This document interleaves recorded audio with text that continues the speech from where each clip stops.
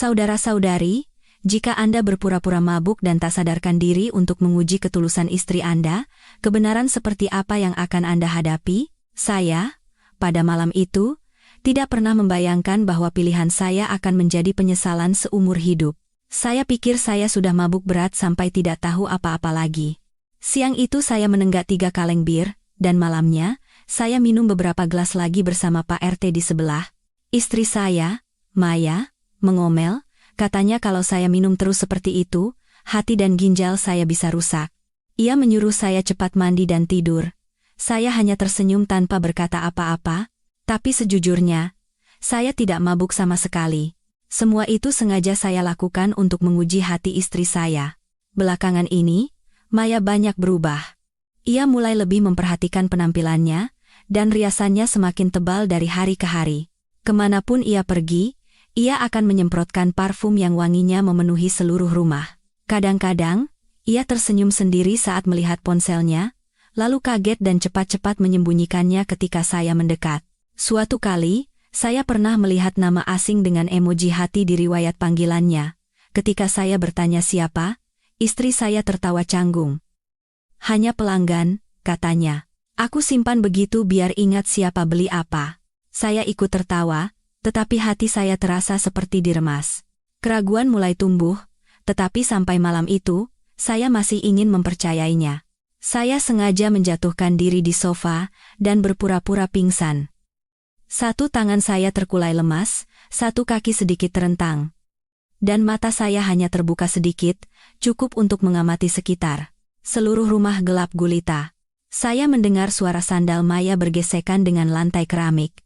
Pintu kamar terbuka pelan, lalu tertutup kembali. Dia sama sekali tidak tahu bahwa jiwa saya yang hancur berkeping-keping sedang mengikuti setiap langkahnya.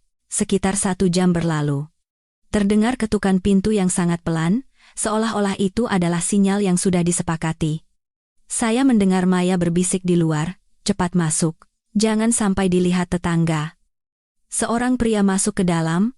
Yang bisa saya lihat hanyalah ia tinggi dan bahunya lebar, mengenakan kemeja hitam ketat dan membawa tas yang sepertinya baru saja dari pusat kebugaran. Maya membawanya ke ruang tamu, tepat di depan saya. Karena mengira saya tertidur lelap, ia sama sekali tidak waspada. Saya membuka mata sedikit, tanpa ragu, pria itu menanggalkan semua pakaiannya, seolah akan kata rasa malu tidak pernah ada dalam kamusnya. Ia berdiri telanjang bulat. Maya berlutut di kakinya, tatapan matanya adalah sesuatu yang belum pernah saya lihat selama bertahun-tahun menjadi suaminya, tatapan penuh hasrat, nafsu, dan kepatuhan. "Cuma sekali ini saja, ya," bisiknya, "jangan marah lagi. Aku takut kamu ninggalin aku." Pria itu tidak berkata apa-apa, hanya membungkuk dan mengelus kepala Maya seolah sedang menjinakkan binatang yang setia. Saya membeku. Jantung saya berdebar kencang seolah akan meledak. Seluruh tubuh saya gemetar, tetapi saya harus tetap berbaring tak bergerak. Saya harus tahu apa lagi yang mereka sembunyikan dari saya. Apa yang mereka lakukan selanjutnya, saya tidak sanggup untuk membukanya mata dan melihatnya. Saya memejamkan mata erat-erat, tetapi di dalam kepala saya, setiap suara, setiap percakapan rahasia, dan setiap desah napas mereka terus bergema. Seperti ratusan jarum menusuk kulit saya secara bersamaan. Saya ingin sekali bangkit, berteriak, dan menghancurkan segalanya, tetapi saya tidak melakukan apa-apa. Saya memilih cara yang paling kejam. Menyaksikan istri saya mengkhianati saya di rumah ini, rumah yang saya bangun dengan kerja keras selama 10 tahun, rumah tempat saya mencurahkan seluruh hati saya untuk mencintai satu orang. Keesokan paginya, Maya bangun pagi seperti biasa. Ia membuatkan saya bubur ayam untuk meredakan pusing, mengelap wajah putra kami, Dimas, dengan lembut, lalu mengantarnya ke sekolah. Ia bertingkah seolah tidak ada apa-apa yang terjadi semalam. Saya menatap punggungnya dan merasakan sakit yang luar biasa, seolah dada saya disayat pisau. Dulu saya pikir saya adalah orang yang sangat beruntung, mendapatkan istri yang cantik, pintar, dan tangguh. Saya sering membanggakannya di depan teman-teman kantor. Istriku itu baik sekali. Dia hanya tahu keluarga. Tidak pernah neko-neko. Saya percaya, jika saya tulus mencintai satu orang, Saya akan menerima cinta yang sama sebagai balasannya. Tapi saya salah. Sepanjang hari itu, saya seperti orang linglung. Di kantor, pekerjaan tidak bisa saya sentuh. Pikiran saya begitu kacau sampai-sampai saya menjatuhkan seluruh kotak peralatan di dalam lift. Manajer bertanya ada apa? Tapi saya hanya beralasan sakit kepala ringan dan pulang lebih awal. Dalam perjalanan pulang, saya menepikan mobil dan menyalakan sebatang rokok terakhir yang tersisa di saku. Rokok yang sudah hampir 3 tahun saya hentikan, karena istri saya bilang tidak baik untuk kesehatan. Tapi sekarang, saya butuh rasa pahit itu.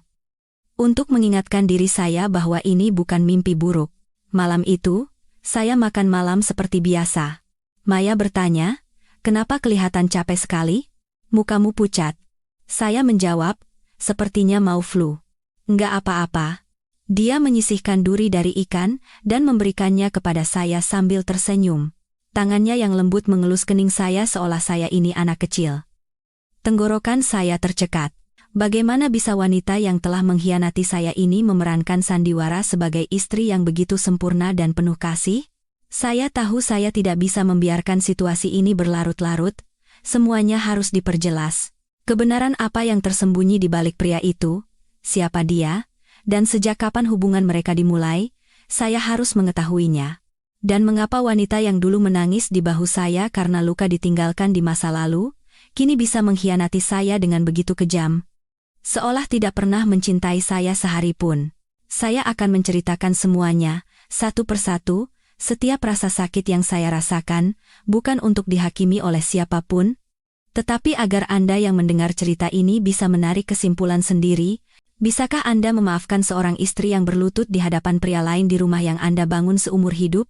Setelah malam yang menentukan itu, saya tidak bisa lagi memandang Maya dengan cara yang sama. Saya masih memakan makanan yang ia siapkan, tidur di sebelahnya setiap malam, dan memaksakan senyum ketika Dimas berceloteh tentang harinya di sekolah. Tapi di lubuk hati saya, kegelapan mulai bersemayam. Kegelapan itu semakin meluas, dingin, dan retak, hingga rasanya semua akan hancur hanya dengan satu gerakan kecil. Saya tidak bisa mengerti. Bagaimana bisa wanita yang dulu tangannya gemetar malu-malu, saat pertama kali saya genggam di suatu sore yang hujan, kini bisa berlutut di hadapan pria asing di rumah yang ia bangun bersama suaminya? Mungkin selama ini saya tidak tahu apa-apa tentang istri saya. Hari-hari berikutnya, saya hidup seperti bayangan. Tidak punya keberanian untuk menghadapi kenyataan, tapi juga tidak punya kekuatan untuk mengabaikannya. Di kepala saya, dua pikiran selalu berperang. Satu sisi berbisik untuk mengakhiri segalanya, mengusirnya dari rumah, mengambil hak asuh anak, dan menutup pintu pernikahan ini selamanya, tapi sisi lain terus menahan saya. Mengingatkan saya pada masa-masa sulit yang ia lalui karena saya, bagaimana ia tidak pernah menuntut pesta pernikahan yang layak, dan hari-hari ketika ia datang ke rumah saya tanpa membawa apa-apa selain pengabdiannya. Bayangan helaan napasnya di dapur saat pagi buta, punggungnya yang diam saat melipat cucian, dan bagaimana ia terjaga semalaman di sisi Dimas saat demam, semua itu tersisa dalam benak saya seperti utang budi yang belum terbayar. Jadi, saya tidak bisa melakukan apa-apa. Saya mulai mengamati istri saya diam-diam. Saya memasang pelacak GPS kecil di bagasi mobil Maya. GPS super kecil yang saya pinjam dari seorang teman dekat yang ahli elektronik. Tujuannya bukan untuk menggerebeknya. Saya hanya ingin mengerti, sudah berapa lama ia membohongi saya, dan berapa banyak lagi kebenaran yang tersembunyi di balik topeng istri yang setia itu. Hari pertama, sinyal GPS berhenti di sebuah kafe besar di pusat kota. Saya beralasan harus memperbaiki kulkas pelanggan dan bergegas ke sana. Dari dalam mobil yang berjarak sekitar 10 meter, saya melihat Maya duduk berhadapan dengan seorang pria yang sama dari malam itu. Mereka berbicara lama. Dia beberapa kali menundukkan kepala, dan pria itu memegang tangannya dengan tatapan penuh arti. Saya mencengkeram setir dengan erat. Saya menggertakkan gigi sampai rahang saya sakit, tetapi saya berusaha mati-matian untuk tetap tenang. 2 hari kemudian, saat saya mengikuti sinyal GPS, mereka tidak lagi bertemu di kafe. Mereka masuk bersama ke sebuah apartemen yang disewakan harian. Saya berdiri tanpa kata di bawah gedung, menyaksikan keduanya masuk ke dalam lift. Maya menyandarkan kepalanya di bahu pria itu seolah-olah dia adalah suami sahnya. Saya terpaku di tempat. Tenggorokan saya tercekat, dan saya menahan sekuat tenaga agar air mata tidak tumpah. Saya memutar mobil, pulang ke rumah, masuk ke kamar mandi, menyalakan pancuran dengan kencang, lalu terduduk lemas dan menangis. Malam itu, Maya pulang terlambat. Katanya, siaran live commerce-nya berlangsung lebih lama dari biasanya. Saya hanya mengangguk. Tidak bertanya, tidak menuduh. Ia berganti pakaian, naik ke tempat tidur, dan memeluk saya dari belakang seperti biasanya. Tapi kali ini, saya tidak merasakan kehangatan apapun. Hanya dingin. Lengannya, yang dulu merupakan tempat perlindungan cinta saya, kini terasa seperti pisau tumpul yang perlahan menyayat jantung saya. Saya mulai mencoba mengingat.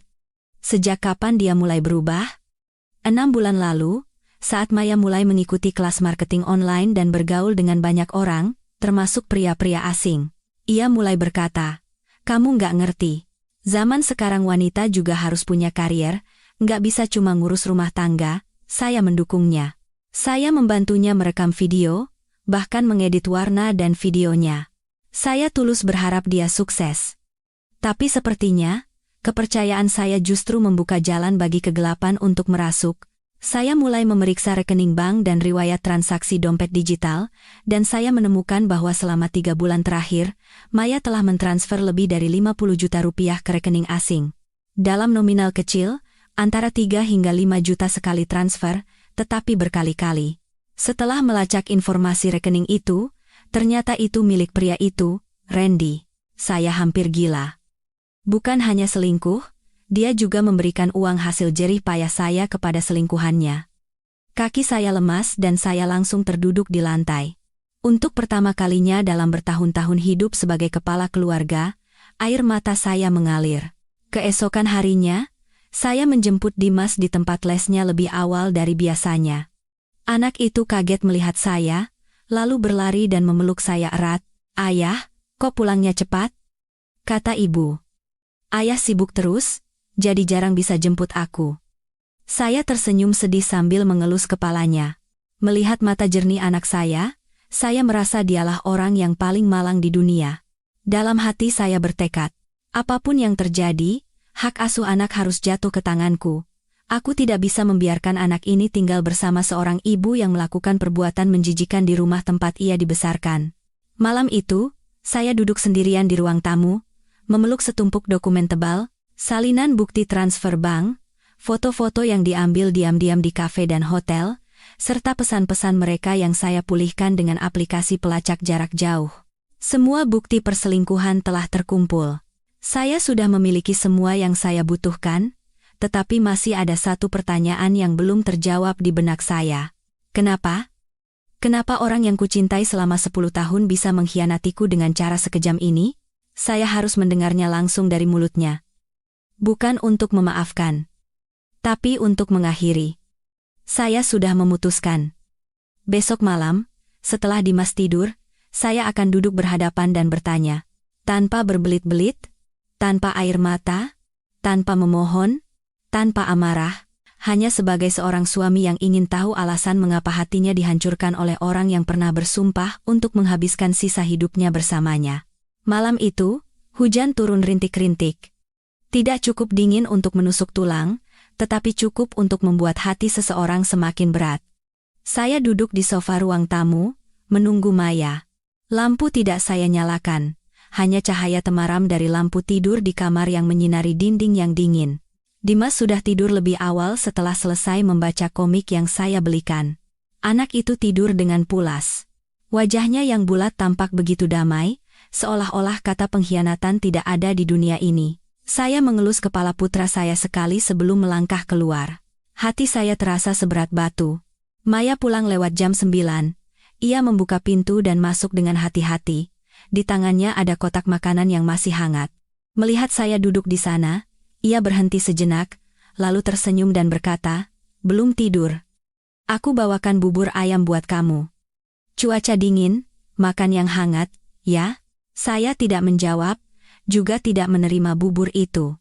Saya menunggu ia meletakkan barang-barangnya, lalu menunjuk ke kursi di seberang. Duduk. Ada yang mau aku bicarakan. Maya menatap saya, matanya sedikit goyah. Lalu ia meletakkan tasnya di atas meja dan duduk. Dia masih berusaha bersikap tenang. Saya menatap wanita di depan saya. Seseorang yang pernah menjadi segalanya bagi saya, kini duduk dengan wajah orang asing. Saya meletakkan tumpukan dokumen di atas meja, dan perlahan mendorongnya ke arahnya. Baca. Maya ragu sejenak, lalu membuka dokumen itu. Setiap lembar kertas yang ia balik, wajahnya semakin pucat. Mulai dari bukti transfer bank, foto-foto yang diambil diam-diam di kafe dan hotel, hingga pesan-pesan yang dipulihkan dari aplikasi pelacak. Akhirnya, ia meletakkan dokumen itu, menyatukan kedua tangannya, dan sedikit menundukkan kepala. Bibirnya bergetar. Aku tahu hari ini akan datang. Tapi aku tidak menyangka kamu sudah tahu semuanya. Saya menghela napas panjang. Kenapa kamu lakukan ini? Maya, apa aku pernah membuatmu menderita? Apa aku pernah mengekangmu? Aku tidak pernah memakimu atau memukulmu, apalagi yang kamu harapkan dari seorang suami? Maya tidak langsung menjawab. Ia terdiam. Kedua bahunya bergetar halus. Sesaat kemudian, ia mengangkat kepala. Matanya merah padam. Maafkan aku. Aku benar-benar minta maaf, Mas Fajar. Tidak ada yang bisa kujadikan alasan. Aku salah. Suara saya rendah dan berat. Sejak kapan kamu bertemu dengannya?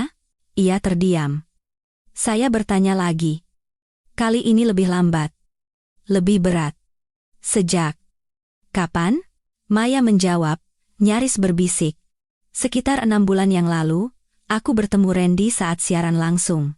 Dia terus berkomentar dan menghubungiku secara pribadi, dan hatiku luluh. Sejak saat itulah semuanya menjadi salah. Saya menyipitkan mata. Hatimu luluh?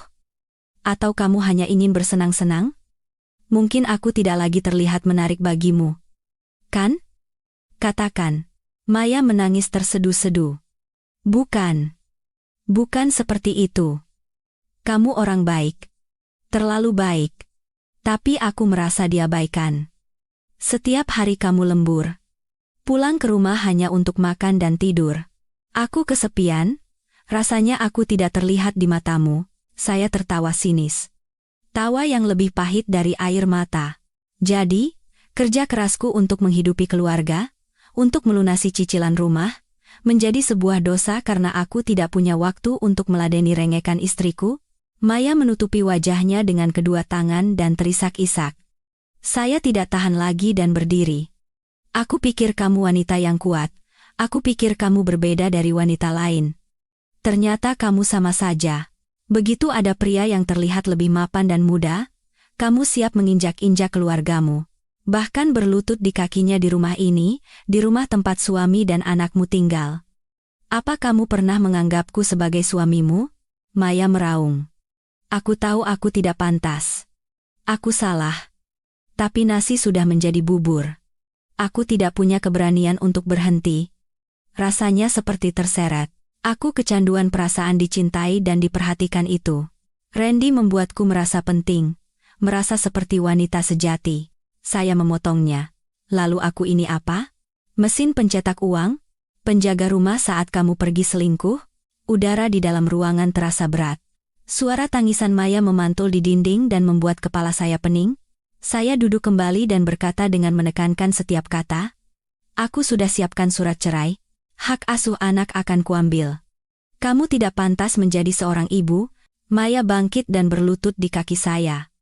Jangan. Tolong jangan pisahkan aku dari Dimas. Aku akan putus hubungan dengan Randy. Aku akan hapus semuanya dan kita mulai dari awal. Tolong beri aku satu kesempatan lagi. Saya berdiri terpaku. Ini kedua kalinya Maya berlutut. Tapi kali ini, bukan di depan pria lain, melainkan di depan saya. Tapi anehnya, bukannya terharu, saya tidak merasakan apa-apa. Saya membungkuk, melepaskan tangannya, dan membantunya berdiri. Aku tidak akan membuat keributan karena anak. Tapi mulai sekarang, kamu dan aku hanyalah orang yang tinggal serumah demi Dimas. Kamu bukan lagi istriku, dan aku bukan lagi suamimu. Maya membeku di tempatnya. Matanya kosong, Bibirnya terbuka seolah ingin mengatakan sesuatu, lalu ia mundur, masuk ke kamar, dan menutup pintu. Sangat pelan, saya duduk sendirian. Cahaya lampu tidur masih temaram, dan suara hujan di luar masih sama, tetapi hati saya hancur berkeping-keping seperti tirai tipis yang disobek oleh tangan orang yang paling saya percayai. Sejak malam itu, saya dan Maya menjadi dua orang asing yang tinggal di bawah satu atap.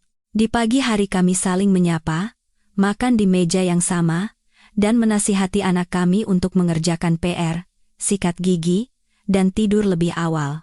Tapi ada jarak tak kasat mata di antara kami berdua. Jarak yang begitu dingin hingga saya tidak ingat kapan terakhir kali saya menatap matanya secara langsung. Saya tidak lagi bertanya kemana dia pergi, apa yang dia lakukan, atau dengan siapa dia berbicara. Dia juga tidak lagi membuatkan lauk kesukaan saya atau mencoba menyentuh tangan saya bahkan saat memberikan piring nasi. Dimas sepertinya juga merasakan ada yang aneh. Anak itu menjadi lebih pendiam, dan seringkali menatap saya lalu menatap ibunya secara bergantian. Suatu kali, dia bertanya dengan pelan, "Ayah, Ibu kenapa sering menangis di kamar?" Saya tidak tahu harus menjawab apa. Bagaimana mungkin anak berusia 8 tahun bisa memahami penderitaan orang dewasa? Saya tetap berangkat kerja seperti biasa, tetapi dalam hati saya tahu bahwa saya bukan lagi diri saya yang dulu. Saya seperti mayat hidup. Malam hari, saya menatap langit-langit kamar, terjaga hingga larut.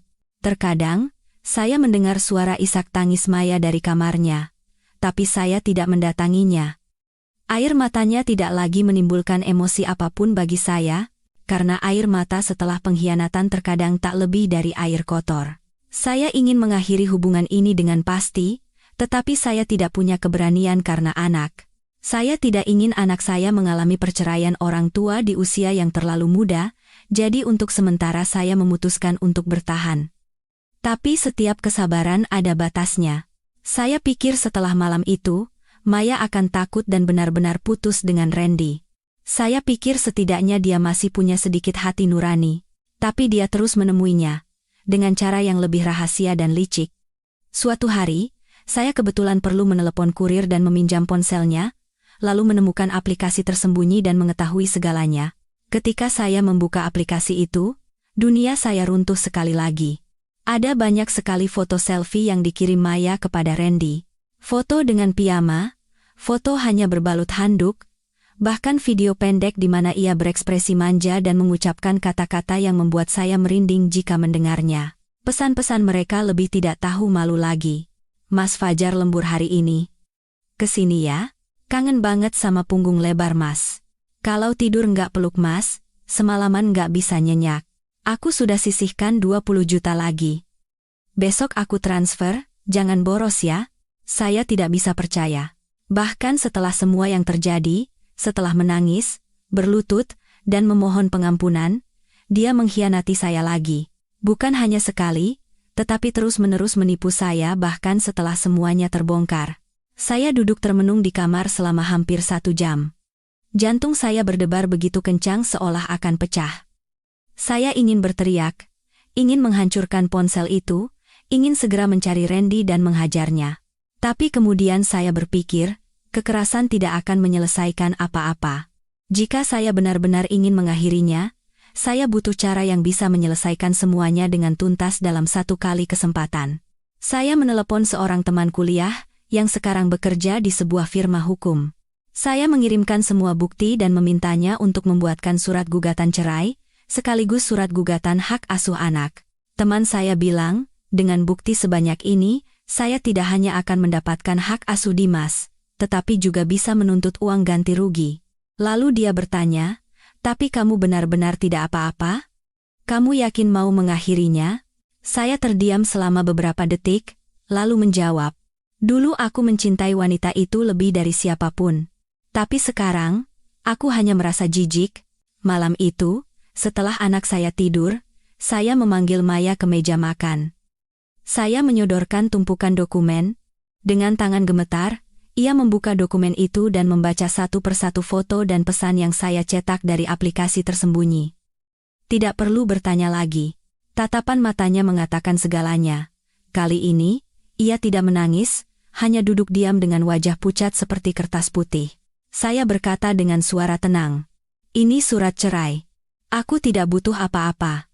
Rumah ini boleh kamu ambil. Tapi Dimas akan kuasuh, kamu boleh menemuinya setiap minggu, tapi jangan bawa laki-laki itu. Kalau kamu tidak mau tanda tangan, kita akan ke pengadilan. Dan kalau begitu, masalahnya tidak akan selesai dengan tenang seperti ini." Maya masih tidak berkata apa-apa.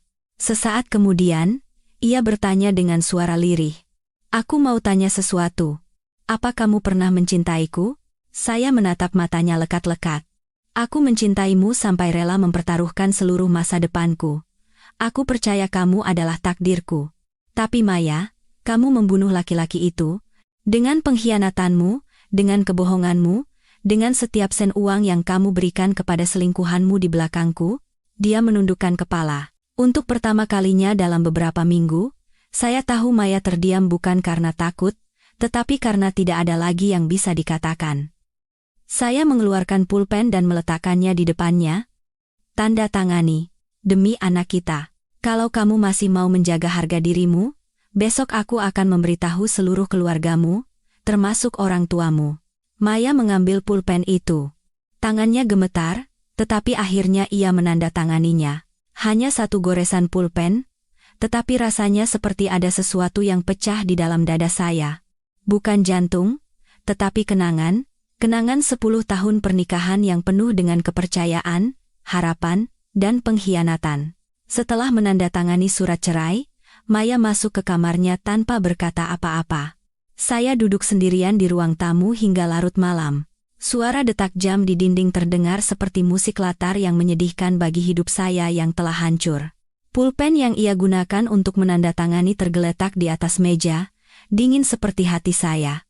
Saya pikir saya akan merasa lega setelah melakukan apa yang telah saya putuskan selama sebulan, tetapi ternyata tidak. Perasaan itu tidak datang. Sebaliknya, kekosongan yang sangat besar menyelimuti saya, seolah sebagian dari jiwa saya telah hilang. Keesokan paginya, Maya bangun pagi dan menyiapkan sarapan untuk putra kami seperti biasa. Ia tidak memanggil atau menatap saya. Kami seperti teman sekamar yang terpaksa tinggal serumah karena keadaan. Dimas makan sambil menatap wajah saya dan ibunya bergantian. Anak itu merasakan sesuatu. Ia tidak lagi sepolos anak-anak biasa. Setelah selesai makan, anak itu berdiri di depan saya dan bertanya dengan suara kecil, "Ayah? Ayah berantem sama ibu?" Saya terdiam sejenak. Maya memalingkan wajahnya. Saya mengelus kepala putra saya dan memaksakan senyum. "Enggak, nak. Orang dewasa kadang-kadang bertengkar, tapi nanti juga baikan lagi." Dimas mengangguk, tetapi di matanya tidak ada sedikit pun kelegaan. Kesedihan anak-anak biasanya diam, tetapi lebih dalam dari yang kita bayangkan. Setelah mengantar Dimas sekolah, Maya mulai mengemasi barang-barangnya. Sepertinya ia berencana meninggalkan rumah sebelum urusan di pengadilan selesai. Dia tidak mengatakan apa-apa, dan saya juga tidak bertanya. Masing-masing dari kami diam-diam mempersiapkan masa depan kami sendiri. Saya pikir saya sudah siap, tapi melihatnya memasukkan satu persatu pakaian, kosmetik, buku catatan pesanan, dan sepatu yang pernah saya hadiahkan ke dalam koper, salah satu sisi dada saya terasa nyeri. Saya teringat hari ketika saya sendiri yang membersihkan rumah ini, untuk menyambutnya sebagai istri saya. Makan malam pertama kami yang canggung. Malam ketika saya merendam kakinya di air hangat saat perutnya sakit dan ia meringkuk kesakitan. Sekarang, semua itu menjadi kenangan, dan orang yang pernah saya panggil istri sedang bersiap untuk pergi seperti orang asing. Menjelang sore, Maya menyeret kopernya ke pintu depan. Ia berbalik dan menatap saya lama. Saya tetap duduk di kursi, tidak mengangkat kepala. Dengan suara gemetar, ia berkata, "Maafkan aku. Aku tahu aku tidak pantas, tapi terima kasih sudah pernah mencintaiku." Saya hanya mengangguk pelan sebagai jawaban. Ia membuka pintu dan melangkah keluar, lalu pintu tertutup, suara roda koper yang bergesekan dengan lantai keramik terdengar anehnya dingin. Saya duduk sejenak, lalu mendekati jendela. Saya menyaksikan punggung wanita yang pernah paling saya cintai di dunia ini perlahan menghilang di ujung gang kecil. Bukan istri saya yang meninggalkan rumah. Sebagian dari masa muda saya sebagian dari kepercayaan saya, sedang pergi untuk selamanya. 3 hari kemudian, ibu mertua saya yang tinggal di luar kota menelepon. Ibu bertanya mengapa Maya tiba-tiba menyewa kamar kos dan pergi. Ada masalah apa sampai 3 hari 3 malam dia tidak makan, tidak tidur, dan hanya menangis? Saya tidak menceritakan secara rinci. Saya hanya mengatakan bahwa kami memutuskan untuk bercerai dan dia sendiri yang memutuskan untuk pergi. Ibu mertua saya menangis di seberang telepon dan berkata, "Dia salah apa? Coba bilang." Biar ibu yang nasihati. Dia juga sudah banyak berkorban. Saya terdiam.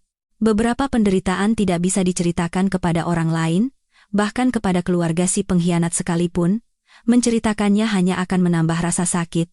Saya hanya meminta ibu mertua untuk menyampaikan agar dia menjaga kesehatannya, dan saya akan mengurus Dimas dengan baik. Saya memindahkan kamar tidur Dimas ke sebelah kamar saya. Sejak ibunya pergi, anak itu sering terbangun di tengah malam dan mencari ibunya. Saya harus menidurkannya setiap malam sambil memeluknya dan membacakan buku dongeng yang biasa dibacakan Maya. Saya belajar memasak dan belajar cara mengikat dasi anak saya. Saya membelikan lebih banyak komik, bahkan mengunduh aplikasi belajar bahasa Inggris dan menemaninya belajar setiap malam. Saya ingin Dimas tidak merasa kekurangan apapun, tapi saya juga tahu ada hal-hal yang tidak bisa saya penuhi, seperti tatapan sedihnya saat memandangi kursi kosong ibunya di malam hari, atau saat teman-temannya dijemput oleh ayah dan ibu mereka bersama-sama di acara sekolah. Suatu kali, saya melihat anak itu duduk di sudut kamar, memeluk boneka beruang tua sambil menahan air mata. Saya mendekat dengan pelan dan bertanya, "Kenapa, Nak?" Anak itu menjawab dengan suara kecil, "Ayah, apa ibu sudah tidak sayang sama aku lagi?" Pertanyaan itu seperti sayatan pisau. Saya memeluk anak itu dan berkata dengan tenggorokan tercekat, "Tidak, Nak. Ibu masih sangat menyayangimu. Hanya saja, ada keadaan yang membuat kita tidak bisa tinggal bersama lagi. Tapi ayah janji, ayah akan selalu ada di sisimu, kapanpun dan dimanapun." Anak itu tidak berkata apa-apa lagi, dan membenamkan wajahnya di dada saya. Saya memeluknya erat. Hati saya sakit. Saya secara resmi mengajukan surat cerai ke pengadilan. Berkat bukti-bukti yang saya ajukan, sidang pertama berjalan sangat cepat. Pengadilan mengabulkan permintaan saya, dan memberikan hak asuh anak kepada saya. Maya hanya diberi hak kunjungan rutin. Dia tidak membantah, tidak melawan, hanya menandatangani dokumen dengan tenang lalu pergi. Saya duduk lebih lama. Sebagian karena syok, sebagian karena hampa. Pernikahan 10 tahun berakhir dalam waktu kurang dari 30 menit di hadapan seorang hakim asing. Aneh sekali. Cinta tidak berakhir dengan teriakan atau pertengkaran, tetapi dengan satu tanda tangan dingin, seperti saat menerima surat tercatat. Malam itu, saya mengajak Dimas makan nasi goreng spesial.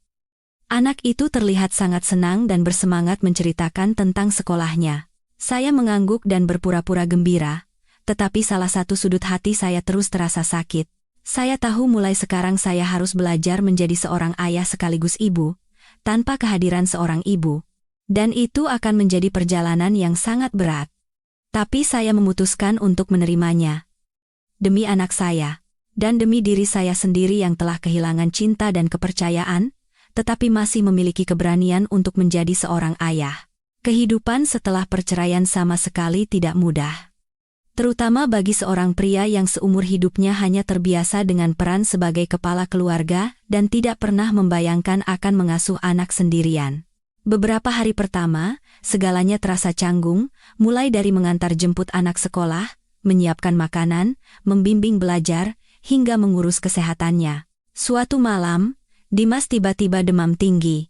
Pukul 2 pagi, saya tidak tahu cara memesan taksi, jadi saya menggendongnya dan berlari ke klinik terdekat. Saya panik dan merasa kasihan pada anak saya hingga tenggorokan saya tercekat. Anak itu tampak kurus, tetapi ia berusaha tegar dan sesekali menepuk bahu saya. "Ayah, jangan khawatir, aku tidak apa-apa." Setiap kali teringat kata-kata itu, mata saya berkaca-kaca. Bagaimana bisa anak berusia 8 tahun harus belajar menenangkan orang dewasa? Fakta bahwa saya tidak bisa memberikannya keluarga yang utuh seperti anak-anak lain adalah hal yang paling menyakitkan. Saya mulai mengubah ritme hidup saya. Dulu, saya sering mengambil lembur setiap malam untuk menambah penghasilan. Tapi sekarang, saya mengurangi jam kerja dan beralih ke shift pagi untuk memiliki lebih banyak waktu bersama anak. Sore hari, saya masuk ke dapur dan memasak. Untuk pertama kalinya, saya belajar cara menyesuaikan bumbu agar sesuai dengan selera anak, dan duduk di sebelahnya untuk belajar bersama. Saya belajar membaca komik untuk mengetahui apa yang disukainya, dan belajar memperbaiki mainannya yang sering rusak. Setiap kali robot dengan kaki patah berhasil saya perbaiki seperti baru, dan anak itu tersenyum lebar. Saya merasa menemukan alasan untuk terus hidup, bukan karena amarah atau kebencian, tetapi karena cinta yang lain. Cinta yang jernih, murni, dan tidak pernah mengkhianati antara seorang ayah dan anak. Suatu kali, saya bertemu dengan teman pengacara saya. Dia bertanya apakah saya sudah baik-baik saja. Saya tersenyum pahit. Belum baik-baik saja, tapi sudah bisa dijalani. Dia menepuk bahu saya dan berkata, "Kamu jauh lebih kuat dari yang kamu kira. Perceraian itu kehilangan, tapi juga pembebasan. Kamu berhak hidup tanpa kebohongan." Saya merenungkan kata-kata itu selama seminggu. Memang, saya kehilangan banyak hal. Tawa istri saya, keluarga yang penuh kehangatan, dan impian tentang keluarga yang harmonis. Tapi saya juga menemukan kembali diri saya sendiri. Saya tidak perlu lagi hidup dalam kecurigaan, dan tidak perlu lagi berpura-pura bahagia setiap malam. Saya bisa berkata pada diri sendiri di cermin, "Kamu sudah melakukan yang terbaik, dan kamu tidak pengecut. Kamu hanya menderita karena terlalu mencintai orang yang tidak pantas." Suatu akhir pekan, saya mengajak Dimas ke taman kota. Kami berdua naik perahu bebek, makan es krim, dan menerbangkan layang-layang bersama. Angin bertiup sepoi-sepoi, langit biru cerah, dan tawa anak saya terdengar jernih seperti lonceng perak. Saya memandang putra saya dan merasa hati saya menjadi lebih ringan. Saat itu, anak itu berbalik dan bertanya, "Ayah, ibu masih sayang sama aku, kan?" Saya terkejut. Pertanyaan yang saya kira sudah selesai pada hari Maya pergi, ternyata masih tersisa seperti bara api di dalam hati anak saya. Saya mengelus kepalanya. "Tentu saja. Ibumu sangat menyayangimu. Hanya saja, ibu dan ayah tidak tinggal bersama lagi." Dimas mengangguk dan terdiam. Saya tidak tahu apakah dia benar-benar mengerti, tapi setidaknya, saya tidak menunjukkan kebencian orang dewasa kepada anak-anak. Sekitar sebulan setelah putusan pengadilan, saya menerima telepon dari Maya. Ini adalah pertama kalinya sejak dia meninggalkan rumah. Dia bertanya apakah boleh datang menemui Dimas di akhir pekan. Saya mengizinkannya. Hari itu, ia datang dengan pakaian sederhana dan wajah pucat tanpa riasan tebal seperti dulu. Melihatnya, saya tidak lagi merasa marah. Yang ada hanyalah rasa kasihan. Dimas berlari memeluk ibunya dan berceloteh riang. Maya memeluk anaknya sambil menahan air mata. Ia tinggal sekitar 1 jam, lalu berdiri. "Aku pergi dulu. Terima kasih sudah mengizinkan aku bertemu anakku." Saya mengangguk. "Jaga dirimu baik-baik. Jangan kecewakan anakmu." Dia tersenyum sedih, menunduk memberi hormat, lalu berbalik. Punggungnya yang kurus membuat hati saya sedikit nyeri. Tapi itu hanya sesaat. Saya berbalik. Saya melihat Dimas sedang menyusun balok di ruang tamu sambil bersenandung. Saya tersenyum dan menutup pintu dengan pelan. Bagi saya, itu sudah cukup. Beberapa hari berikutnya, saya hidup lebih sederhana, tanpa persaingan, tanpa amarah. Saya mulai membuka usaha sampingan memperbaiki peralatan rumah tangga di rumah. Sambil mengurus anak, penghasilan saya juga bertambah, jadi itu bagus. Para tetangga juga baik kepada saya. Terkadang mereka membawakan buah atau ikan. Saya mulai merasakan kedamaian. Kadang-kadang, saat bertemu teman lama, mereka kaget mendengar saya sudah bercerai. Ada yang bertanya, "Tidak ada niat mencari yang baru?" Saya hanya tersenyum. Bagi saya, cinta itu seperti pintu yang tidak tertutup rapat, tetapi juga tidak terbuka lebar. Namun, takdir selalu punya caranya sendiri untuk menarik orang keluar dari zona nyaman mereka. Suatu hari, saat mengantar Dimas ke tempat les bahasa Inggris, saya bertemu dengan seorang wanita bernama Ratih. Dia juga seorang ibu tunggal. Dia memiliki mata yang terlihat sedih tetapi hangat, dan suara lembut yang membuat orang yang mendengarnya merasa nyaman. Karena anak-anak kami berteman, kami orang dewasa pun secara alami mulai mengobrol. Bukan percakapan yang mendalam, hanya sekadar basa-basi atau membuat janji untuk mengajak anak-anak bermain bersama. Tapi saya merasakan hati saya melunak. Bukan karena jatuh cinta, tetapi karena kehadirannya membuat saya sadar bahwa masih ada orang baik di dunia ini, dan ada orang yang bisa memahami luka orang lain tanpa perlu banyak kata. Saya tidak terburu-buru, tidak mencari sesuatu, tetapi juga tidak menutup hati rapat-rapat. Saya membiarkan semuanya mengalir begitu saja. Saya mengurus anak, mengurus rumah, dan sesekali mengurus diri saya sendiri. Sesuatu yang benar-benar saya lupakan selama hidup sebagai suami dari istri yang berkhianat. Setiap pagi saat membuka mata, melihat Dimas yang tertidur lelap, saya berjanji pada diri sendiri. Fajar, kamu kehilangan seorang wanita, tapi kamu mendapatkan putra yang paling hebat di dunia. Itu saja sudah cukup alasan untuk terus hidup. Kehidupan saya dan putra saya mengalir dengan tenang seperti danau. Tidak ada lagi pertengkaran, tidak ada lagi suara pintu yang dibanting, tidak ada lagi tatapan curiga yang saling menghindar. Yang tersisa hanyalah tawa putra saya setiap kali saya membuat lelucon. Makan malam yang sederhana tetapi penuh tawa, dan malam-malam di mana ayah dan anak duduk berdampingan belajar dan bercerita tentang hari mereka. Kedamaian itu bukanlah sesuatu yang luar biasa.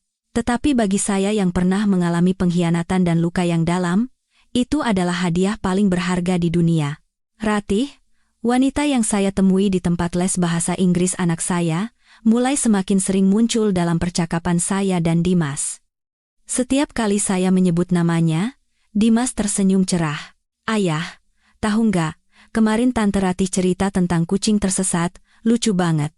Anak itu dengan antusias menceritakan kembali kisahnya dengan gerakan tangan dan kaki. Saya melihat binar di matanya. Anak itu perlahan-lahan menerima kehadiran wanita lain. Bukan untuk menggantikan ibu kandungnya, tetapi sebagai sosok yang membawa kelembutan yang sudah begitu lama hilang dari kehidupan kami. Ratih adalah wanita yang bijaksana dan berhati dalam. Dia bercerita bahwa 3 tahun lalu ia bercerai karena kekerasan verbal dari suaminya. Dia tidak cantik secara mencolok atau berdandan mewah, tetapi ada sesuatu dalam dirinya yang membuat lawan bicaranya merasa nyaman. Kami tidak terburu-buru mendefinisikan hubungan kami. Kami hanya berjalan berdampingan dalam diam, seperti teman seperjalanan. Setelah mengantar anak-anak ke sekolah, kami kadang minum kopi di kedai kopi pinggir jalan, atau di akhir pekan, kami pergi ke taman bersama, duduk berdampingan sambil mengobrol ringan sementara anak-anak bermain. Suatu malam, ketika anak-anak sudah terlelap di kamar mereka, saya dan Ratih duduk di teras sambil minum teh.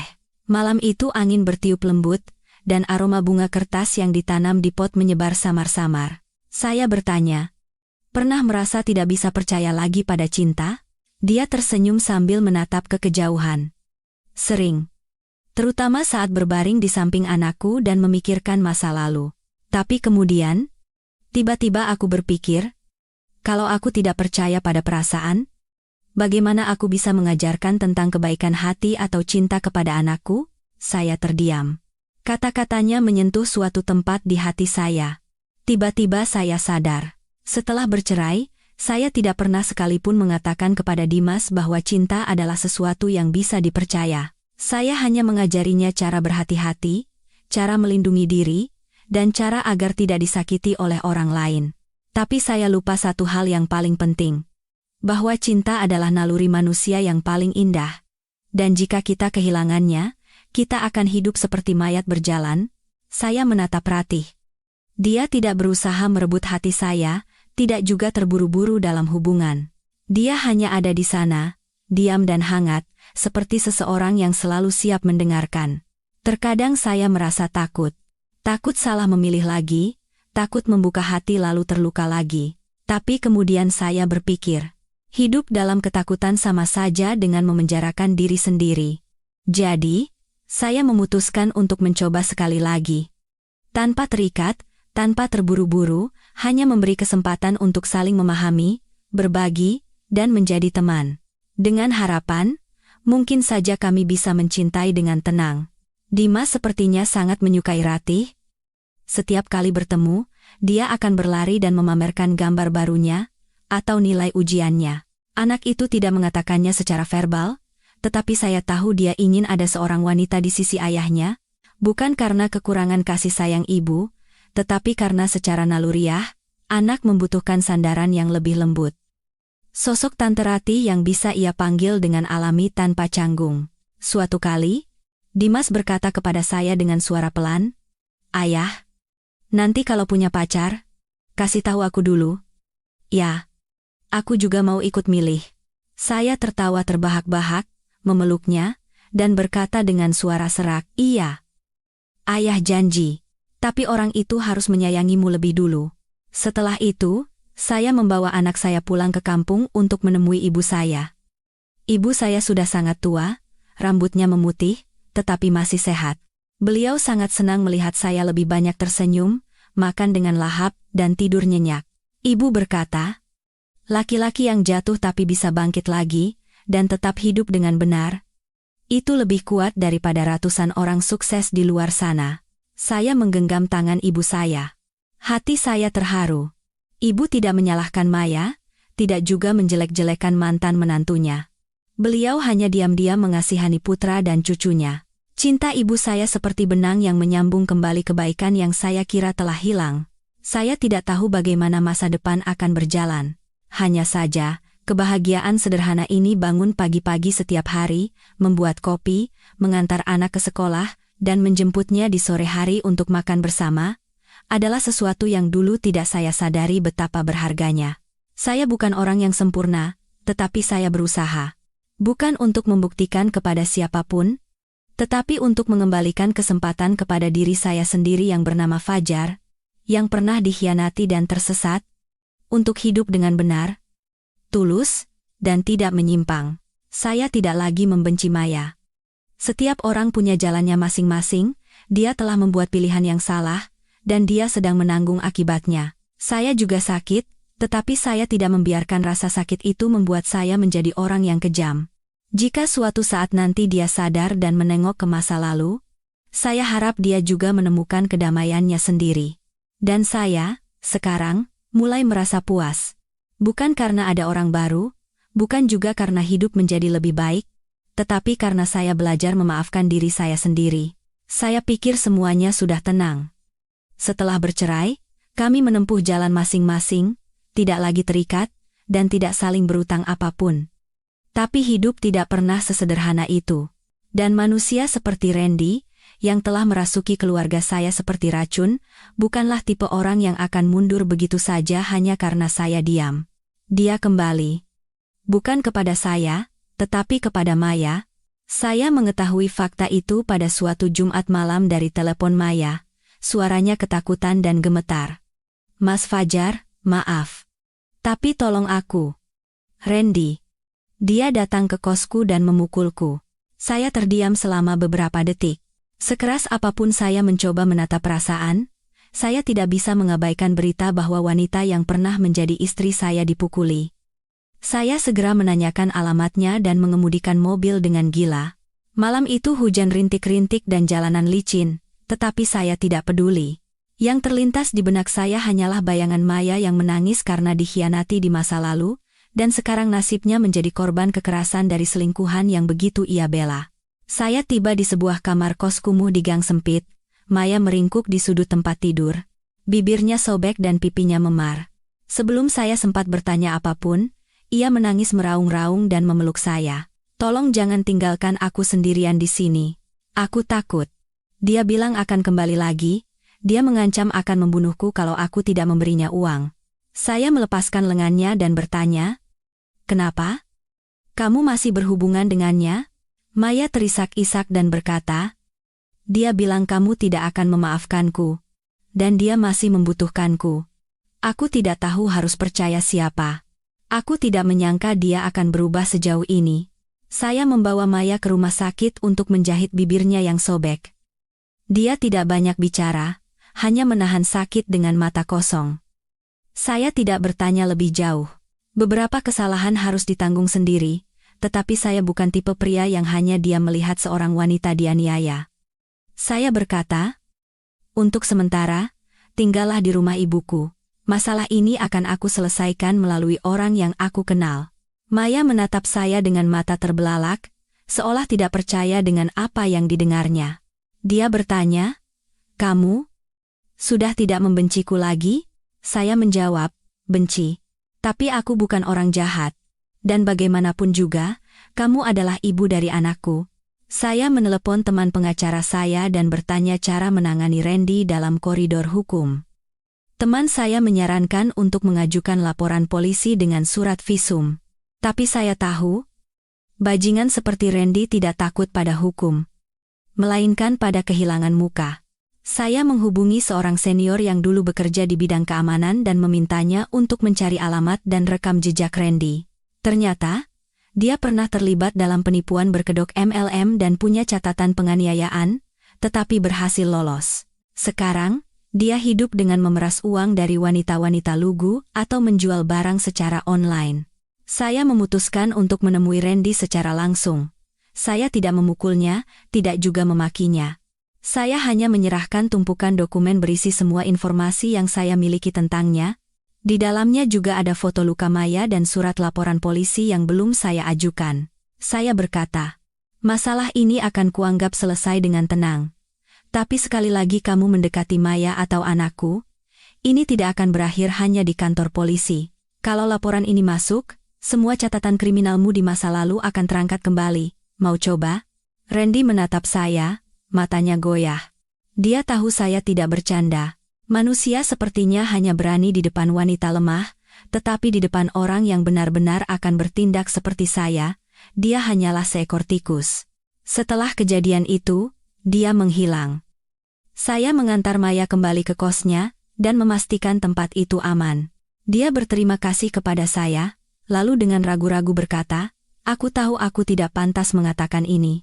Tapi kalau suatu saat nanti kamu bisa memaafkanku, izinkan aku bertemu Dimas lebih sering. Dimas adalah segalanya bagiku. Saya menatapnya. Tidak ada lagi kebencian di hati saya. Yang tersisa hanyalah rasa kasihan pada seorang wanita yang memiliki segalanya, lalu kehilangannya dengan tangannya sendiri. Saya mengangguk. Aku tidak akan melarang, tapi kalau kamu mengulangi kesalahan yang sama, jangan pernah bermimpi untuk melihat anakmu lagi. Ketika sampai di rumah, saya merebahkan diri di sofa. Tubuh saya lelah, tetapi hati saya terasa lebih ringan. Saya melirik ke kamar Dimas. Anak itu tertidur lelap memeluk boneka beruang yang dihadiahkan Ratih beberapa hari lalu. Saya tersenyum. Rasa puas yang aneh memenuhi hati saya.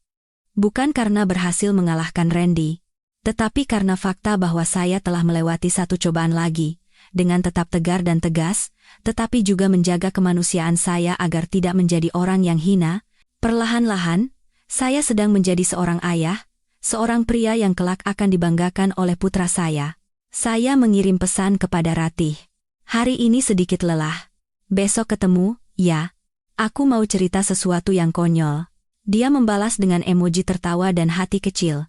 Saya membaca pesan itu dan merasakan jantung saya berdetak perlahan dan teratur. Mungkin, pada akhirnya, keajaiban terbesar bukanlah menemukan orang baru, tetapi menemukan kembali keberanian untuk mencintai. Keberanian untuk percaya bahwa bahkan setelah terluka, hati kita masih cukup utuh untuk menerima kebahagiaan. Saya pikir saya sudah terbiasa mengasuh anak sendirian, tetapi ternyata tidak. Kebiasaan itu hanyalah di permukaan, di dalam hati, selalu ada ruang kosong. Terutama saat melihat Dimas duduk sendirian di depan kelas, atau saat anak itu diam-diam merapikan mainan yang dulu dibelikan ibunya. Tanpa perlu diucapkan, kesedihan terpancar jelas di matanya. Saya merasakannya setiap saat. Terutama saat Dimas melihat teman-temannya diantar sekolah sambil menggandeng tangan ibu mereka, atau saat gurunya memuji, Dimas pintar sekali. Ya, ayahnya sibuk tapi dia bisa siapkan perlengkapan sekolah sendiri dan rajin menulis buku penghubung. Suatu sore, saat saya sedang mencuci piring, Dimas duduk di kursi makan, menopang dagu sambil menatap kosong keluar jendela. Saya mengeringkan tangan dan mendekatinya. Kenapa? Nak, anak itu menggeleng dan berkata dengan suara lirih. Cuma mikir, kalau ada ibu di sini, pasti dia tanya hari ini belajar apa. Saya terdiam sejenak. Satu kalimat polos dari seorang anak bisa begitu menusuk hati orang dewasa. Saya duduk di sampingnya dan mengelus kepalanya. Iya, pasti ibu akan bertanya begitu. Kalau begitu, sekarang ayah yang tanya, hari ini belajar apa? Dimas tersenyum sedikit dan mulai bercerita tentang soal matematika yang sulit, teman yang dimarahi guru, dan pujian yang ia dapat karena tulisannya rapi. Saya mengangguk, berpura-pura terkejut, seperti yang biasa dilakukan Maya setiap malam ketika keluarga kami masih utuh, tapi di balik senyum itu, ada rasa sakit yang tak bisa diungkapkan. Sejak hari itu, saya mulai lebih memperhatikan perasaan Dimas. Saya berusaha tidak hanya menjadi ayah yang baik, tetapi juga teman sejati. Kami memutuskan untuk menulis buku harian perasaan setiap malam sebelum tidur. Menulis bersama tentang hal-hal yang membuat kami senang atau sedih hari itu. Suatu hari, Dimas menulis, hari ini main catur sama ayah. Ayah kalah 3 kali. Senang. Di hari lain, ia menulis, kangen ibu, tapi takut bilang karena nanti ayah sedih.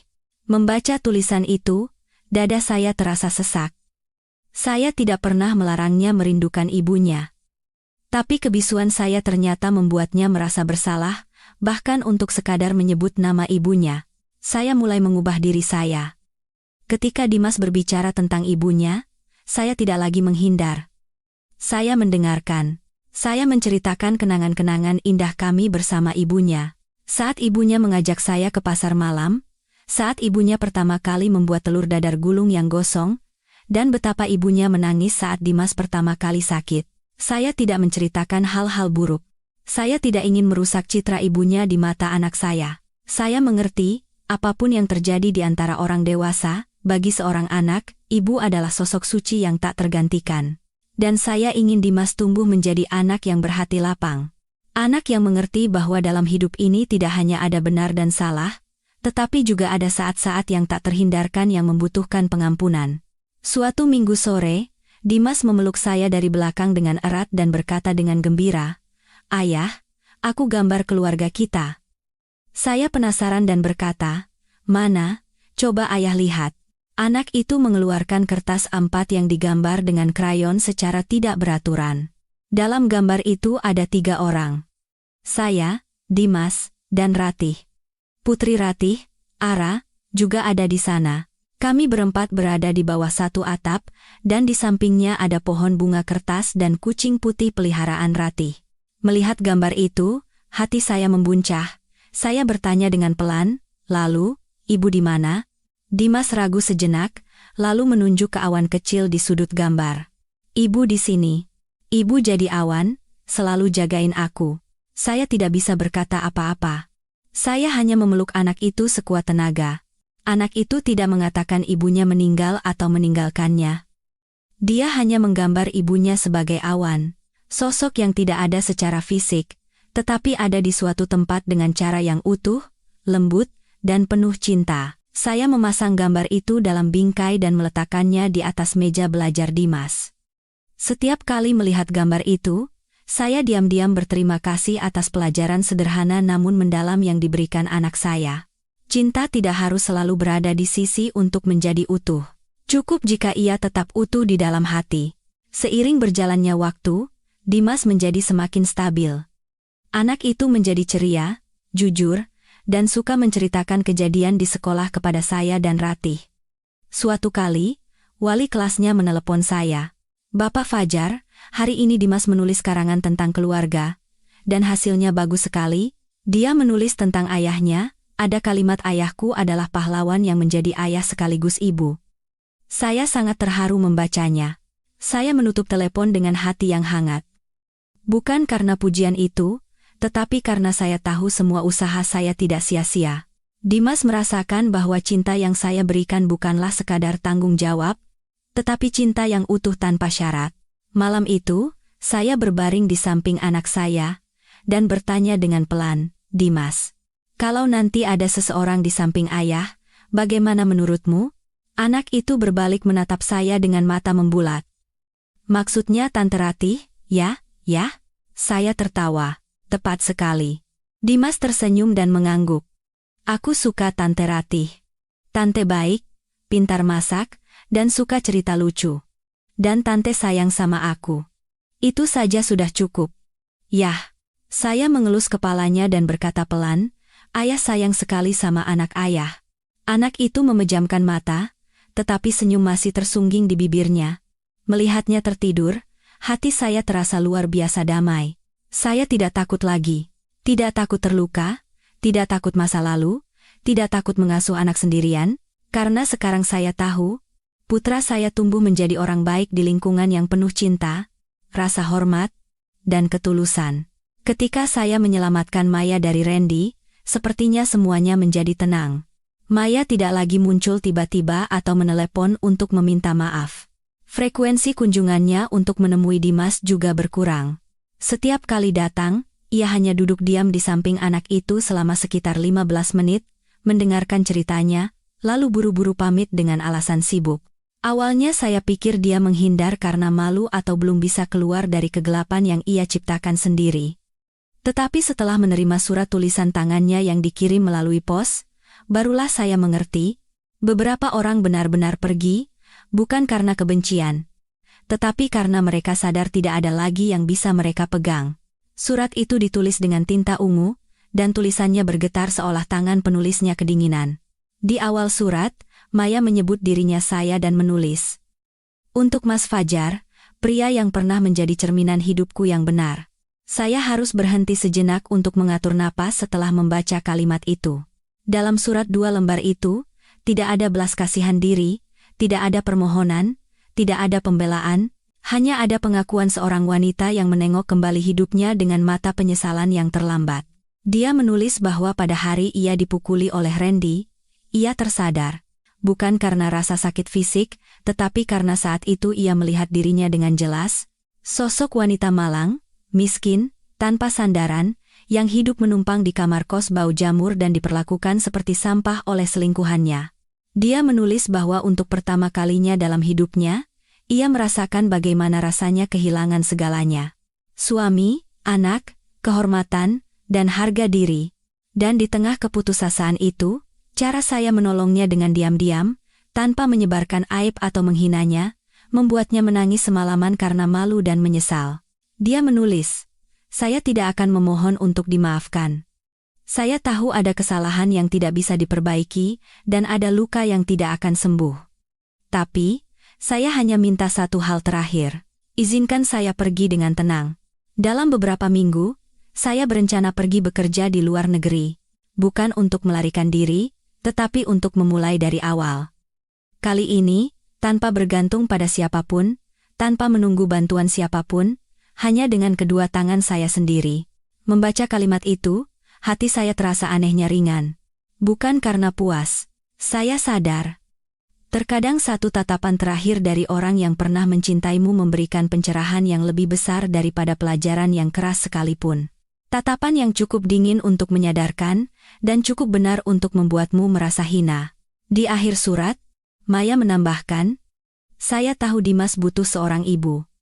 Tapi jika Mas merasa saya tidak pantas, saya akan menerimanya. Tolong berikan saya satu kemurahan hati kecil. Izinkan saya menelepon anak saya sekali saja setiap tahun, tepat di hari ulang tahunnya, agar saya bisa merasa bahwa saya masih seorang ibu." Saya meletakkan surat itu di atas meja dan duduk diam untuk waktu yang lama. Kenangan-kenangan lama menyeruak. Bayangan Maya yang menangis sambil memeluk Dimas yang sakit. Syal yang ia rajut sendiri untuk saya di musim dingin pertama pernikahan kami.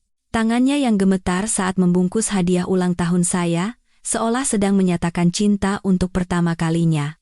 Semua itu pernah tulus adanya. Hanya saja, tidak cukup lama untuk membuat seseorang tetap berada di sisiku. Saya tidak membalas suratnya, tidak juga meneleponnya kembali. Saya hanya diam-diam menunggu hari ulang tahun Dimas. Hari itu, setelah kami berdua makan kue, telepon berdering.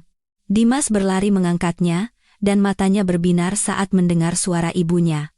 Anak itu berceloteh dengan gembira. Semua hal sepele, seperti mendapat nilai 100 di ujian matematika, terpilih menari di acara sekolah, hingga dipuji gurunya karena rambutnya bagus. Saya berdiri di sampingnya dan mendengarkan dengan tenang. Maya tidak ingin berbicara dengan saya. Dia hanya berpesan agar anak itu mendengarkan kata-kata ayahnya dan rajin belajar. Ibu sayang sekali sama Dimas. Dimas menjawab iya. Dengan keras, menutup telepon, lalu berbalik dan memeluk saya. Ayah, ibu telepon. Dia ucapin selamat ulang tahun. Saya memeluknya dan tersenyum sedikit. Iya. Ibumu tidak melupakanmu. Kalau kamu jadi anak baik, ibumu akan selalu mengingatmu. Setelah telepon itu, tidak ada lagi kabar dari Maya. Saya mendengar berita bahwa dia bekerja di sebuah pabrik pengemasan makanan di Jepang. Berita itu disampaikan oleh seorang teman yang dulu satu sekolah kejuruan dengannya. Saya tidak mencari tahu lebih jauh. Saya hanya berharap di negeri orang, dia belajar cara hidup yang baru, cara hidup yang lebih baik dan lebih benar. Dan jika memungkinkan, menjadi lebih bahagia. Bagaimanapun juga, dia adalah ibu dari anak saya, dan saya tidak ingin anak saya tumbuh dengan membenci ibunya. Setelah itu, hidup saya menjadi lebih stabil. Dimas tumbuh ceria, pintar, dan akrab dengan Putri Ratih, Ara, seperti saudara kandung. Saya dan Ratih masih menjaga jarak yang wajar. Tidak terburu-buru, tetapi dalam tatapan mata, tindakan, dan semua momen saat kami berbelanja bersama atau mengajak anak-anak bermain, kami merasakan perasaan yang tidak perlu diberi nama, tetapi jelas ada, perasaan yang tenang, dalam, dan memuaskan. Suatu kali, Ratih bertanya kepada saya, "Masih ada niat menikah lagi?" Saya menatapnya dan tersenyum lembut. Dulu takut, tapi sekarang tidak lagi. Tapi kalaupun terjadi, itu bukan untuk menggantikan seseorang, tapi untuk melangkah maju bersama, kan? Mata Ratih berkaca-kaca saat ia mengangguk. Dia tidak butuh janji, dan saya juga tidak butuh ikatan surat nikah. Yang kami butuhkan hanyalah satu hal, kedamaian sejati, kedamaian yang pernah hancur berkeping-keping dalam pernikahan saya sebelumnya, tetapi kini perlahan-lahan terbangun kembali dari hal-hal yang paling sepele. Saya tidak pernah membayangkan hati saya bisa setenang ini suatu hari nanti, hanya karena hal-hal yang paling sederhana. Makan malam di mana dua anak tertawa terbahak-bahak di depan semangkuk sayur sop, pemandangan seorang wanita dengan lembut merapikan dapur. Dan saya, sambil melipat pakaian-pakaian kecil, duduk bersandar di dinding sambil menikmati secangkir teh panas. Tidak ada anggur mahal, tidak ada pesta, tidak ada musik mewah, hanya ada kepingan-kepingan hidup yang hancur yang disatukan kembali dengan cinta dan pengertian. Dan saya, yang pernah mengira telah kehilangan segalanya, kini merasakan kepuasan dengan cara yang tidak terduga. Setelah waktu yang lama bersama, Ratih pindah ke dekat rumah kami, bukan pindah serumah, tetapi menyewa sebuah rumah kecil yang berjarak 3 rumah dari kami, agar lebih mudah untuk mengurus sekolah anak-anak dan berbagi kehidupan sehari-hari. Dia tidak pernah mendesak saya soal surat-surat atau status. Yang penting bukan bagaimana kita disebut, tapi bagaimana kita hidup, katanya, dan saya percaya padanya. Baginya, kehadirannya adalah sebuah keberuntungan langka yang saya temui di ujung terowongan panjang yang penuh dengan keraguan dan kekecewaan. Dimas dan Ara sangat cocok. Kedua anak itu selalu berceloteh seperti anak burung. Suatu kali, saya bercanda, nanti Dimas jadi menantunya Tante Ratih saja, ya. Wajah Dimas memerah dan Ara menggembungkan pipinya. Enggak mau. Aku kan kakaknya, jadi Dimas yang harus ikut aku. Seluruh keluarga tertawa terbahak-bahak. Melihat pemandangan itu, hati saya terasa ringan. Momen-momen yang terlihat sepele terkadang bisa mengisi ruang kosong di hati orang dewasa. Melihat anak saya hidup dan tertawa tanpa beban. Itulah hal terindah yang bisa diharapkan oleh seorang ayah yang pernah dikhianati. Suatu sore, saya membawa seluruh keluarga berziarah ke makam orang tua saya di kampung. Saya menyalakan dupa dan berdiri lama di depan foto mereka. Saat itu, tidak ada apapun di hati saya selain rasa syukur. Berkat ketegasan ayah, saya belajar menjadi pria yang benar. Berkat pengorbanan ibu, saya memahami nilai pengampunan. Saya menceritakan semua kisah saya dengan suara tenang, tanpa dendam atau keluhan. Saya hanya ingin memberitahu mereka bahwa putra mereka tidak menyerah pada kehidupan. Meskipun pernah tersesat, ia telah menemukan jalannya kembali, dan masih menjalani hari-harinya dengan martabat dan hati yang lebih sehat. Dalam perjalanan pulang, Ratih bertanya, "Apa Mas tidak menyesal? memaafkan Maya, tidak memojokkannya sampai akhir. Saya menatapnya dan perlahan menggeleng. Tidak. Dulu pernah berpikir begitu. Tapi aku sadar itu tidak ada gunanya. Menghukum orang lain tidak membuatku lebih bahagia. Aku harus melepaskannya untuk bisa melangkah maju. Ratih hanya menggenggam tangan saya dengan lembut. Saya tahu dia tidak butuh penjelasan lebih lanjut. Orang yang pernah hancur pasti tahu. Yang paling menyakitkan bukanlah fakta bahwa kita dibohongi, tetapi kebohongan itu membuat kita menjadi orang yang bengkok. Dan untungnya, saya tidak jatuh ke dalam perangkap itu. Waktu berlalu, Dimas tumbuh menjadi anak yang semakin berhati dalam. Dia pintar, penyayang, dan sopan. Suatu kali, wali kelasnya menelepon untuk mengucapkan terima kasih. Beliau berkata jarang sekali ada anak laki-laki yang tumbuh tanpa ibu bisa begitu tenang dan dewasa, dan itu semua berkat didikan saya. Saya hanya tertawa dan berkata, "Bukan, Bu Guru. Saya hanya hidup dengan tulus, dan sepertinya anak saya merasakannya." Tapi dalam hati, saya merasa sangat hangat. Dimas setiap malam mengucapkan, "Ayah, selamat tidur."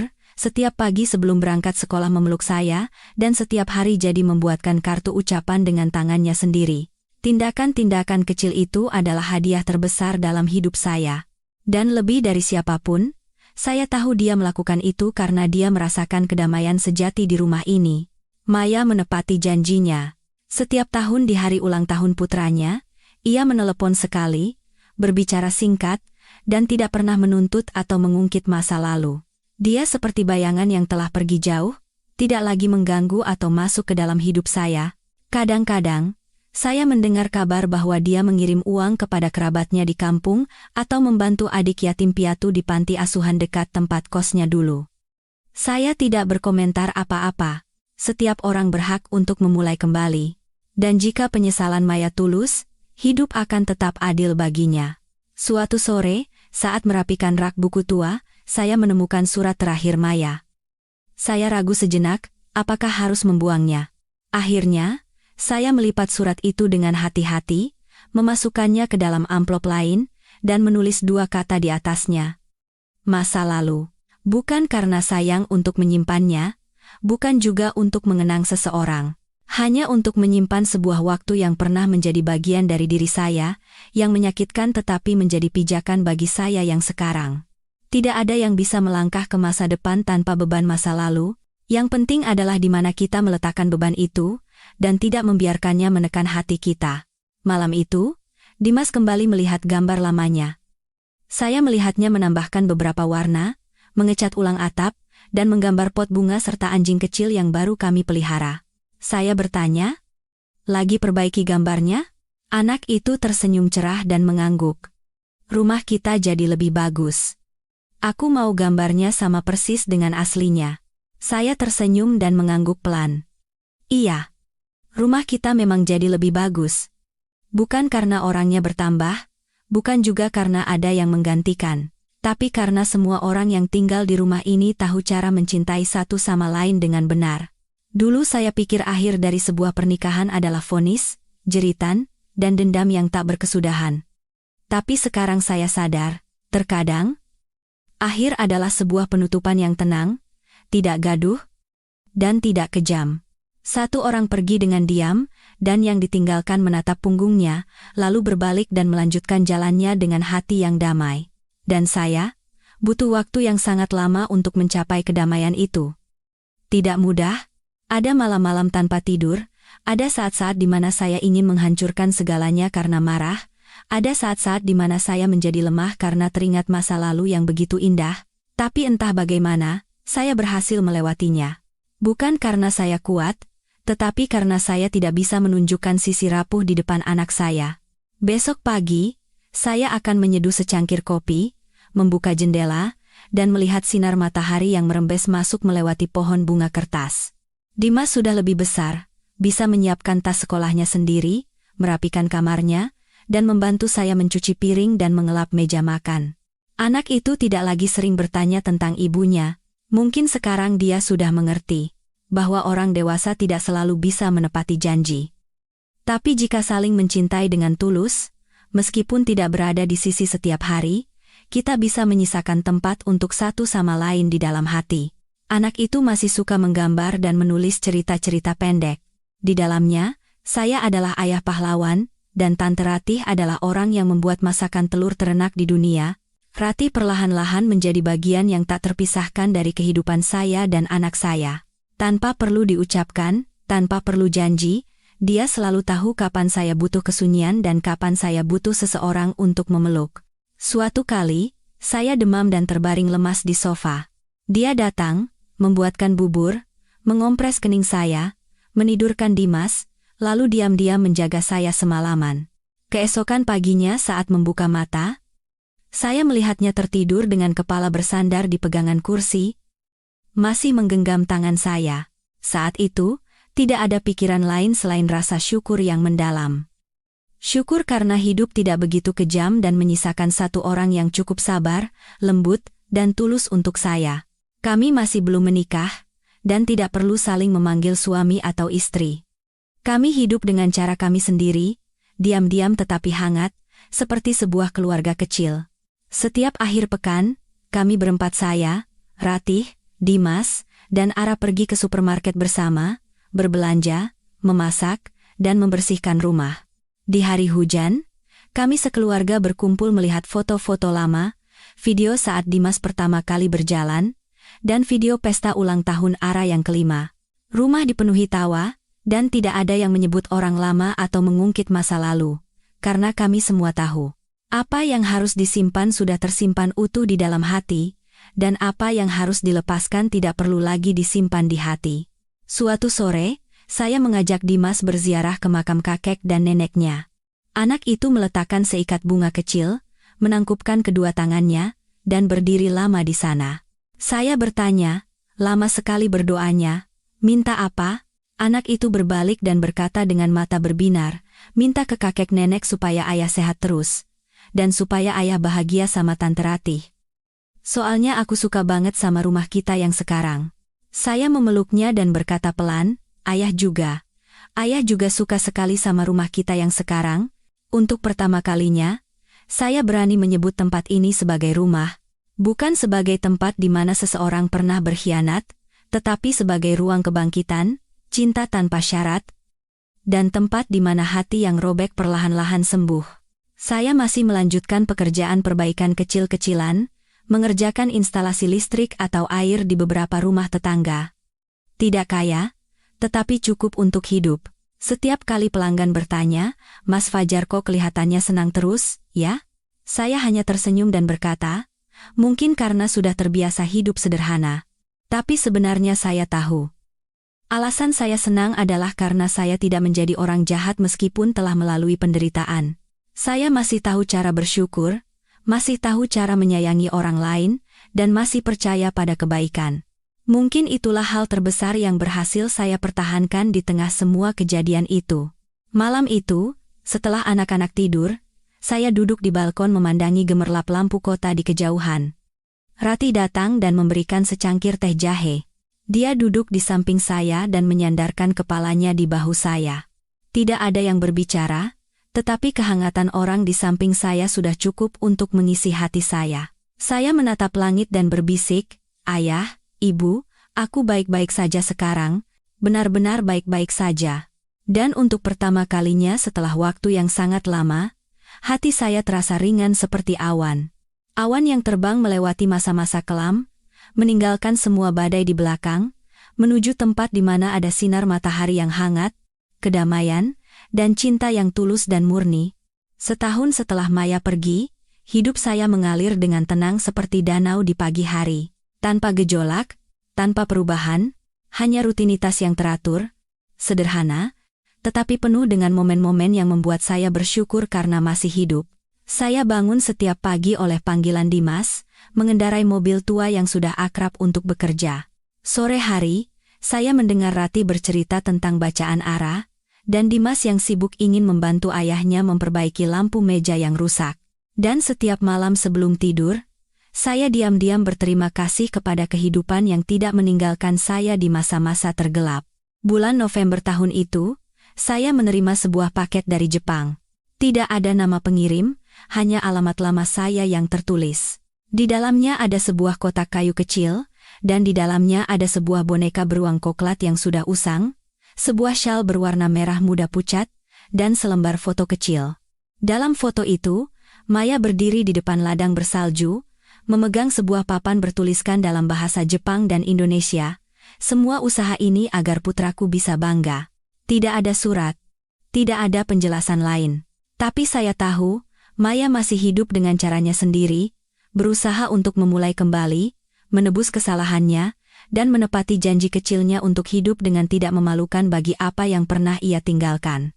Saya memberikan boneka beruang itu kepada Dimas. Anak itu menerimanya, terdiam lama, lalu memeluknya erat di dadanya. Tidak bertanya, tidak berkomentar. Mungkin anak itu sudah cukup dewasa untuk mengerti bahwa ibunya tidak meninggalkannya, tetapi hanya berusaha, meskipun terlambat, untuk menjalani hidup yang benar. Malam itu, di buku harian perasaan kami, Dimas menulis, "Sekarang tidak sedih lagi. Hanya berharap ibu hidup dengan baik." Ayah, terima kasih tidak membenci ibu. Membaca tulisan itu, hati saya terasa berat. Anak ini jauh lebih kuat dari yang saya kira. Tidak lama kemudian, saya mengajak Rati dan kedua anak kami untuk mengambil foto keluarga kecil. Bukan untuk dipajang di media sosial atau untuk pamer. Hanya untuk menandai sebuah tonggak di mana hidup telah berbelok ke arah yang baru dan luka telah sembuh. Dalam foto itu, saya berdiri di tengah, Rati di sebelah kiri memegang tangan Ara, dan Dimas memeluk punggung saya. Semua orang tersenyum. Bukan senyum canggung atau terpaksa, tetapi senyum orang-orang yang telah melalui badai dan memilih untuk bersama dalam cinta tanpa syarat. Saya pernah bertanya pada diri sendiri, jika bisa kembali ke awal, apakah saya akan tetap memilih Maya? Jawabannya adalah tidak. Tetapi saya tidak menyesal telah memilihnya. Karena pernikahan itu, saya mendapatkan putra yang luar biasa bernama Dimas. Dan karena kesalahan-kesalahan itu, saya mengerti apa itu pengampunan, apa itu melepaskan, dan apa itu hidup dengan tulus tanpa perhitungan. Maya adalah sebuah babak lama yang menyakitkan, tetapi perlu, agar saya bisa tumbuh dan belajar bagaimana untuk tidak menjadi orang yang kering meskipun telah dikhianati. Akhirnya saya sadar, yang membentuk sebuah keluarga bukanlah surat nikah, bukan foto pernikahan, bukan juga sebutan suami dan istri. Itu adalah sesuatu yang hadir utuh dalam setiap santapan, pelukan, dan tatapan mata setiap hari. Dan saya memilikinya sekarang. Saya memiliki seorang wanita yang berhati dalam, 2 anak yang baik, dan sebuah rumah yang tidak sempurna, tetapi cukup hangat. Dalam hidup seseorang yang pernah hancur, itu sudah lebih dari cukup. Beberapa dari Anda mungkin akan marah mendengar cerita ini, mengatakan saya terlalu baik dan mudah memaafkan. Beberapa yang lain mungkin akan menyalahkan Maya, dan mengatakan itu adalah ganjaran yang setimpal. Tetapi saya ingin mengatakan ini. Dalam hidup, setiap orang berhak melakukan kesalahan, dan juga berhak untuk memulai kembali. Yang penting adalah apakah mereka punya keberanian untuk menghadapi dan memperbaiki kesalahan mereka. Kebencian, jika disimpan di hati, hanya akan memenjarakan diri sendiri dalam kegelapan. Dan pengampunan bukanlah melupakan, tetapi membebaskan diri sendiri dari beban masa lalu. Jika Anda, seperti saya, sedang mengalami cobaan dikhianati, terluka, dan kehilangan kepercayaan, berilah waktu pada diri Anda sendiri. Jangan berusaha melupakan masa lalu, tetapi belajarlah untuk menengoknya kembali dengan hati yang damai. Karena hanya ketika kita mengakui bahwa kita pernah sakit, barulah kita bisa memulai hidup yang tidak lagi takut pada luka.